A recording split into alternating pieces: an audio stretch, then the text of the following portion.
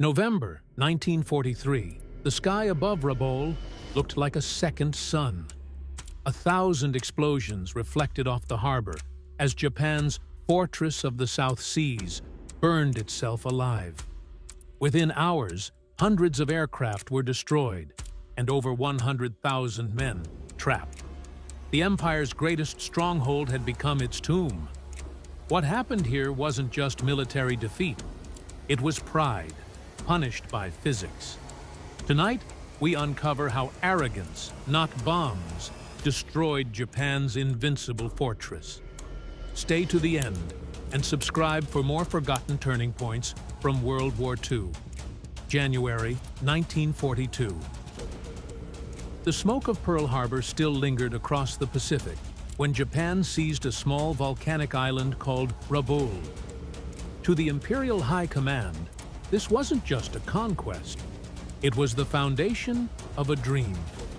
They envisioned a southern stronghold so vast and impregnable that no enemy could ever breach it. Within months, the island was transformed from a tropical outpost into the most fortified position in the Pacific. Volcanic ridges were carved into bunkers and tunnels that could hide tanks, hospitals, and ammunition for months. 6 sprawling airfields cut through the jungle like veins of steel. Massive concrete runways stretched across what had once been quiet coastal villages. Every mountain became a fortress, every harbor a launch pad for expansion. Over 100,000 men poured into the island. Engineers, pilots, naval crews, and soldiers of the 8th Area Army under General Hitoshi Imamura, and the 11th Air Fleet under Admiral Junichi Kusaka. The two commanders, fierce believers in Japan's divine mission, turned Rabaul into a living symbol of imperial might. The harbor filled with cruisers, destroyers, and submarines. Convoys streamed in day and night, unloading fuel, artillery, aircraft, and food supplies from across the empire. To visiting officers, it looked like Tokyo's industrial heart, transplanted into the jungle. The locals watched in silence as entire hills vanished beneath the drills and explosions of Japanese engineers. Tunnels stretched for miles, connecting command posts, hospitals, and storage depots deep underground. Overhead, anti-aircraft guns crowned every ridge. Even nature seemed subdued under the weight of ambition. From the sky, Rabaul glittered like a steel bloom rising from the Pacific. Impenetrable, unstoppable, eternal. The Empire called it the Fortress of the South Seas. To the Japanese High Command, it represented security. To the Americans who studied reconnaissance photos from far away, it represented opportunity. Because in fortifying Rabaul so heavily, Japan had done something it would never recover from. It had put all its power in one place. By mid-1942, Rabaul had become the beating heart of Japan's southern empire, a fortress that projected power across thousands of miles of ocean. From its 6 airfields, Zero fighters and Betty bombers fanned out daily, striking Allied convoys, sinking supply ships, and harassing outposts from New Guinea to the Solomons. The Japanese called it the Southern Shield. From Tokyo's perspective, it was proof that their empire was eternal, a shining symbol that the Imperial Army and Navy could defend anything they conquered. Pilots trained beneath banners proclaiming, "The fortress will not fall." Rabaul was the nerve center of operations, stretching from Borneo to the Coral Sea. General Imamura and Admiral Kusaka worked side by side, convinced they had built something untouchable. To them, geography itself was a weapon. Rabaul's natural harbor, surrounded by steep ridges and volcanic peaks, created the illusion of safety. Concrete bunkers tunneled deep into the rock-shielded command posts from air raids. Anti-aircraft batteries covered every hilltop. Every gun that could be moved south was moved here. Every bomber within range called Rabaul home. It was a city of war, alive day and night with engines, drills, and marching boots. But even as Rabaul's power reached its zenith, cracks had already begun to show. The Americans were learning to fight differently. Instead of attacking fortified islands head-on, they began isolating them, starving them of supplies, fuel, and reinforcements.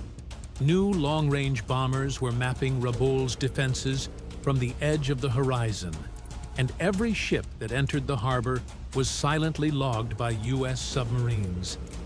The Empire's fortress was under surveillance it didn't know existed.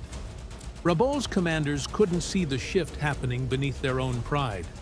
Every new anti-air gun they installed, every bunker they built, made them believe more deeply in the myth of invincibility. To the Americans, however, this fortress wasn't a threat. It was bait. Japan had gathered everything it valued most into one perfect target. By the autumn of 1943, the tide of war had already begun to turn against Japan. But inside the command tunnels of Rabaul, reality was still a foreign concept. Reports from New Guinea told of Allied advances creeping ever closer, yet General Imamura and Admiral Kusaka refused to believe the Americans could reach their prized fortress. Their answer was not to disperse, but to concentrate. They ordered every available aircraft in the region to fly to Rabaul. Over 500 planes, from nimble Zero fighters to lumbering Betty bombers and Val dive bombers. They lined the airfields wing to wing, runway to runway, creating what they thought was an unbeatable aerial wall. The idea was simple: crush any American invasion before it began. With such overwhelming air strength gathered in one place, the Japanese believed no fleet could approach within 100 miles of Rabaul without being annihilated. Officers toasted to the Empire's foresight. Pilots spoke of dying with glory beneath the Emperor's flag. On paper, it was brilliance. In reality, it was suicide. The dense concentration of planes turned the airfields into powder kegs. One spark, one bomb, one strafing run could ignite hundreds of machines at once. Meanwhile, thousands of miles away, Allied intelligence officers examined aerial photographs that revealed every inch of Rabaul's defenses. Long rows of aircraft, barely camouflaged. Fuel dumps sitting out in the open. Cargo ships packed shoulder to shoulder in the harbor. Every mistake was visible from the sky. U.S. planners didn't have to guess where to strike. The Japanese had practically drawn them a map. Still, Imamura dismissed warnings from subordinates who feared an air raid. The Americans, he insisted, cannot reach Rabaul. Their range is too short. It was a fatal assumption. Technology had already outpaced his understanding of war. The new American F-6F Hellcats and TBF Avengers, flying from distant carriers, could cross more than 1,000 kilometers. Farther, faster, and heavier than anything Japan had prepared for. What Imamura saw as security, the Americans saw as the perfect opportunity. Rabaul wasn't just a fortress anymore. It was a waiting inferno. By late October 1943, Rabaul looked unstoppable on paper. 6 airfields, hundreds of planes, and one of the most heavily armed harbors in the Pacific. But in truth, the fortress was blind. Its early warning systems, the primitive Type II Mark I radars, were relics, short-ranged, unreliable, and useless in the violent tropical storms that rolled across the island almost daily. The radar screens flickered with static more often than they showed enemy movement. When they did detect incoming aircraft, the warning often came too late for pilots to scramble. Japan's most powerful airbase was flying half-blind, relying on human eyesight in skies already owned by American reconnaissance. Worse still, the Imperial Army and Navy refused to cooperate. Imamura's army command operated on one frequency, Kusaka's naval staff on another. There was no shared network, no joint coordination center, and no unified command structure. It was as if two separate wars were being fought from the same island, each with its own priorities, each hoarding information. When American B-24s or Catalinas appeared over the horizon, both commands issued conflicting orders. Pilots lifted off without direction, wasting precious fuel chasing shadows across the clouds. The Americans, by contrast, had perfected the art of information warfare. PBY Catalinas and Liberator bombers patrolled Rabaul's skies daily, photographing every dock, runway, and fuel tank. Submarines lingered off the coast, recording shipping movements and transmitting them to Allied carriers hundreds of miles away. Even from the air, they could see Japan's overconfidence. Entire squadrons of Zero fighters were parked in neat lines, fuel barrels stacked beside them, anti-aircraft guns unmanned during daylight hours. Inside their bunkers, Imamura and Kusaka still believed in the myth of invincibility. But from Admiral Halsey's carriers to General Kenny's airfields in the Solomons, one phrase kept circulating among Allied pilots: "Rabaul can't see us coming." That simple truth would soon ignite one of the most devastating air assaults of the entire Pacific War. The fortress that thought it could see forever was about to be struck by an enemy it never even glimpsed. At dawn on November 2nd, 1943, the calm over Rabaul shattered. 5 American carriers, Essex, Bunker Hill, Saratoga, Princeton, and Independence, launched 349 aircraft into the humid Pacific air. They flew low, tight, and silent, racing toward an enemy that still believed they were out of reach. Japanese radar picked up only fragments of static.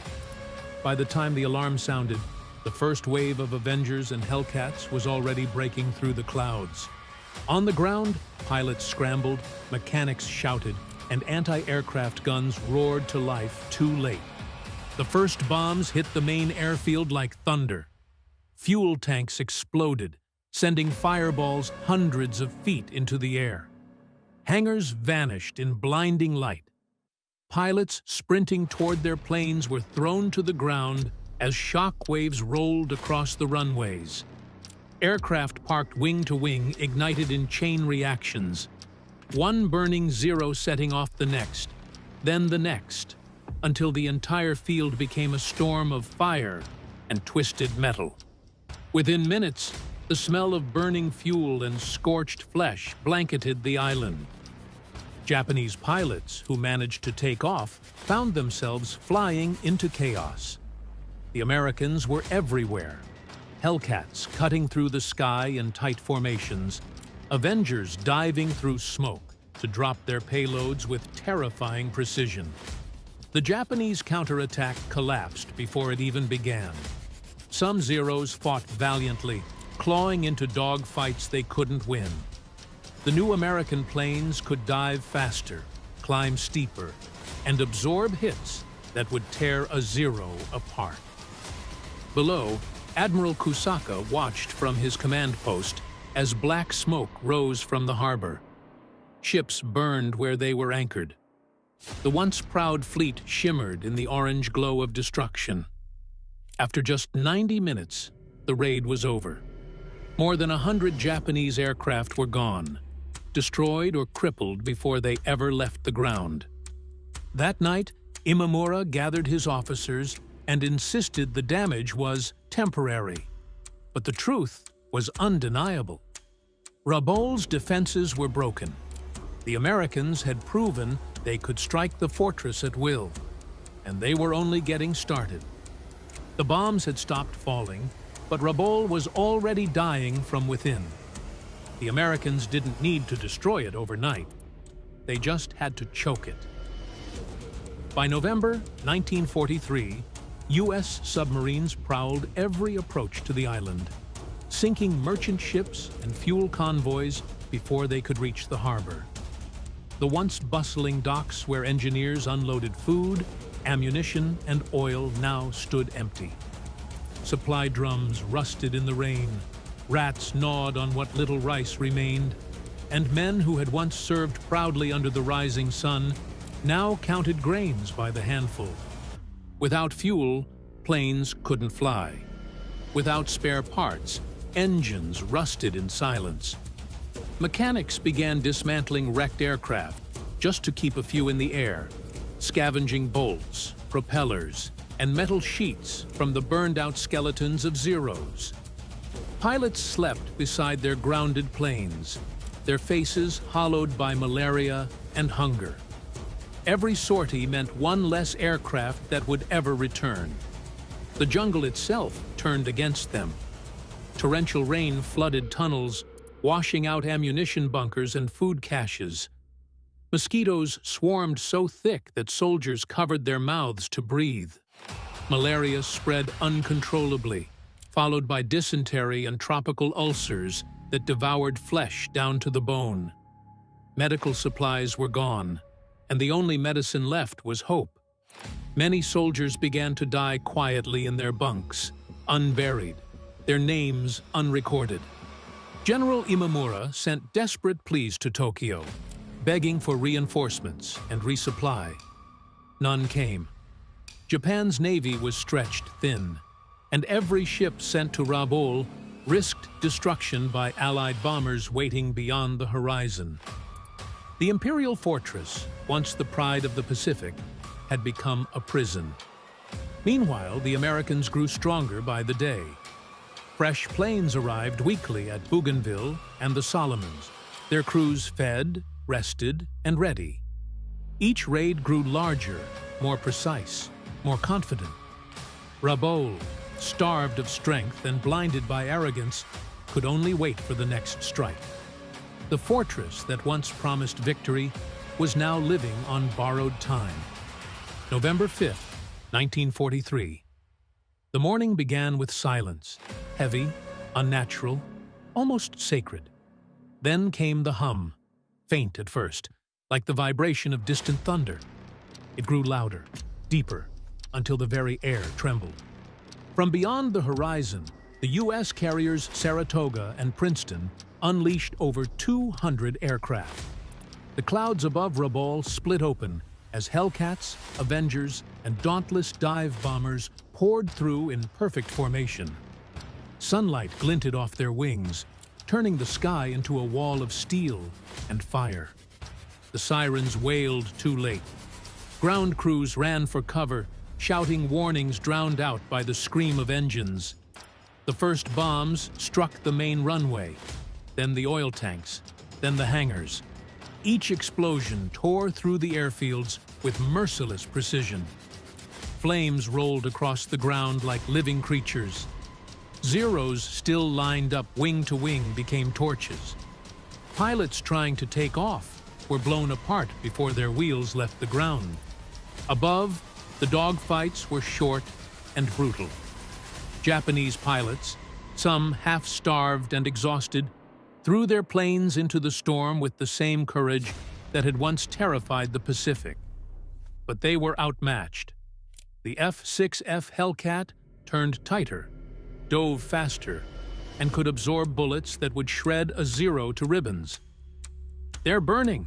The whole base is burning," one American pilot radioed as tracer fire streaked across the clouds. Below, the harbor became hell itself. Bombs slammed into the heavy cruisers Otago, Maya, and Takao, each one a pillar of Japan's naval pride. Flames leapt hundreds of feet high as secondary explosions tore through ammunition stores. The water boiled with oil and debris. A Japanese sailor later wrote, "The air smelled of burning iron and blood." The island itself seemed to scream. By noon, the fortress was unrecognizable. Ships listed in the shallows. Aircraft lay shattered like broken wings. The sky above Rabaul glowed orange with fire and smoke, the death light of an empire. The fortress of the South Seas had fallen not to invasion, but to the sky itself. 6 days later, Rabaul's nightmare began again. At dawn on November 11th, 1943, the horizon filled with specks, hundreds of them, growing larger every second. This time, the Americans came with everything they had. The carriers Essex, Bunker Hill, Independence, and Yorktown unleashed more than 500 aircraft, a storm of steel and vengeance sweeping toward the crippled fortress. The defenders barely stirred. Radar screens were dead, communication lines severed, and half the surviving pilots too weak to fly. Anti-aircraft guns fired sporadically, but most had no shells left to load. The first wave struck like the fist of God. Bombs rained across every airfield, runway, and bunker.